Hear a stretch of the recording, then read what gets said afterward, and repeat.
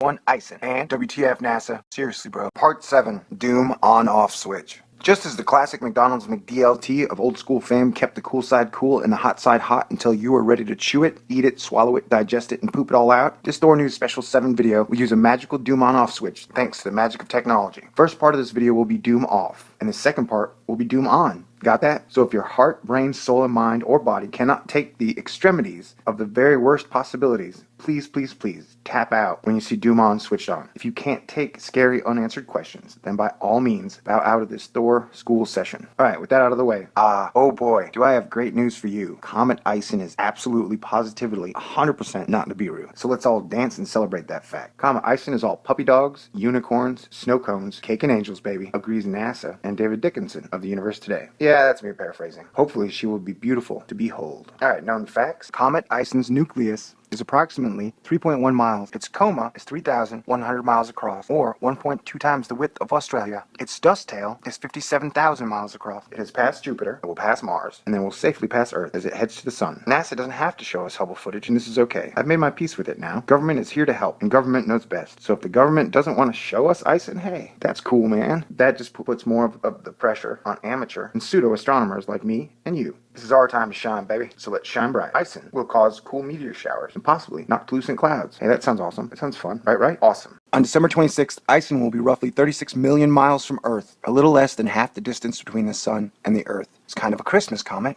On November 28th, ISON will reach perihelion, which is the closest distance to the Sun, 1,100,000 miles from the Sun's surface. We are hoping that she makes it, and then puts on a brilliant display after she grazes the Sun. Already, ISON is shedding around 120,000 pounds of dust per minute. As it gets closer to the Sun, it will shed even more dust. There are worries at this point, since its nucleus is rather small, or average size, that it will break apart before it even makes it to the Sun. This concludes the Doom off portion of the show. Thanks for watching. Have a great weekend. Like you, I'm very excited about the prospect of ISON being the greatest comet of all time and the comet of the century. Be sure and tip your milk vendors. Thanks for coming out. And now, Doom on, bitches! Let's go! Well, guess what? I want to remind you, when I started out this video series, I didn't have any conspiracy theories at all. But now, you can't cross wormwood off your list. I mean, it sounds like wormwood.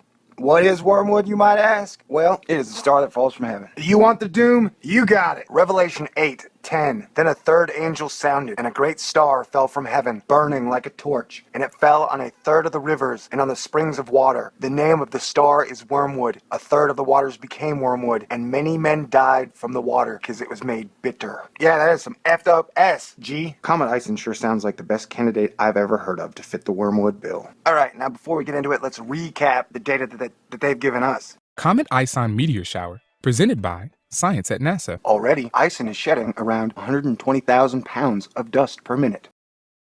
It turns out some of that dust might end up on Earth. Veteran meteor researcher Paul Weigert has been using a computer to model the trajectory of dust ejected by Comet ISON, and his findings suggest that an unusual meteor shower could be in the offing. For several days around January 12, 2014, Earth will pass through a stream of fine-grained debris from Comet ISON. The resulting shower could have some interesting properties. For one thing, it could dust the surface of the Earth. The debris stream is populated with extremely tiny grains of dust, no more than a few microns wide. They will be hitting at a speed of 56 kilometers a second. Because the particles are so small, they will be rapidly slowed to a stop in Earth's upper atmosphere. Instead of burning up in a flash of light, they will drift gently down to the Earth below. It can take months or even years for fine dust to settle out of the high atmosphere. The shower is going to hit our planet from two directions at once. When Earth passes through the debris stream, we will encounter two populations of comet dust. One swarm of dust will be following Comet ISON into the sun. Another swarm will be moving in the opposite direction, pushed away from the sun by solar radiation pressure. The streams will pepper opposite sides of Earth simultaneously. So you guys have told us that it's going to double dust us 6 ways to Sunday. It's going to seed our atmosphere. With what? Magic placebo space dust? Oh, really? NASA basically proclaims that it's 100% totally harmless. But the simple fact is this: no one has any clue where it came from. So other than colors on their cameras and connecting that to past data, they cannot tell us what this comet is made of. And this, with the fact that this unknown glowing celestial body of the century is going to double dust us twice with submicron CD material, I can understand where science does not see the correlation between it and wormwood. But if there was one star that sounded like it was going to dust Earth and turn the waters bitter, well, ISON sure sounds like it. I mean, how can you disprove that? It doesn't have cygems and cyanide and that it's not going to do negative things. You know, like you can't disprove it. And it sounds like this thing is going to be spraying Earth front side, back side, left side, top side, down side, up side, right side. So I don't know how you could rule this out that this isn't going to be wormwood. I'm not saying it is, but I think a lot of people in the world are almost looking for signs of the second coming of Christ. I don't know if you scientists guys know this, but America's a Christian nation. And so there are things that are supposed to pass before Christ returns. Now, it's all metaphor. So it's hard to specifically say. And many theologians have said that times can change with the prophecy. So, like, nothing's written in stone. But for us Bible watchers, God believers, we keep an eye on wormwoody things. We keep an eye on the giant mountain that's thrown into the ocean. Of course, massive earthquakes. So this star comes, poisons the water, makes a lot of people sick. So that would be a lot more logical reason for a bunch of these super rich people or governments to be building all these underground bunkers. Because if there was a planet 7 times the size of Jupiter coming through, I don't think going into the ground of Earth is really going to make you any safer. Like, core is magma, and the tectonic plates are going to be shifting. So, I don't care how steely-o iron it is, you're still going to be like in a shoebox while the Earth is throwing up crap. So, in a Nibiru type scenario, being underground has always seemed pretty dumb to me. But if you did have a comet like this where it was going to poison the atmosphere, and I'm not saying it will, I'm just saying, hey, it's the best candidate we've ever had, I think. And so if all these people went underground with their ventilation systems, it would, that would make more sense than the Nibiru type crap. Though I still think, like, you take a 1,000 Goldman Sachs guy underground, what type of society is that going to be, Who wants to be part of that? Let's start eating each other before. Anyway, so I'm just saying, if you want your doom, there it is. There you go. There you got it.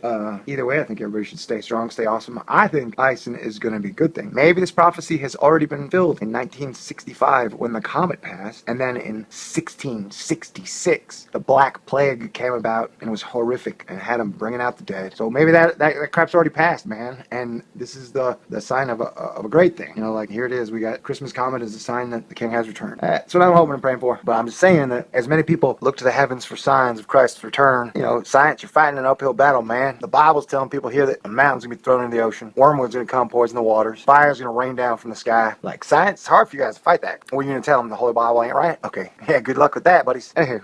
Like I said, this ain't too doomy. I mean, I guess it is, but, the real doom's in economics, baby. Or check out war. War's heating up. Anywho, later. I love you people. I don't know. Okay, cool. Seriously though, can you guys can you put a camera on it? Like, one photograph in 7 months? Pretty crappy. Like, I'll write a letter to Obama or somebody. Or tell me who the head of the Capstone is, and I'll write that guy a nice, funny letter and see what we can do. Okay, cool. Anyway, you wanted the doom. I gave it to you. I'm not a doom salesman. I'm a positive outlooking guy.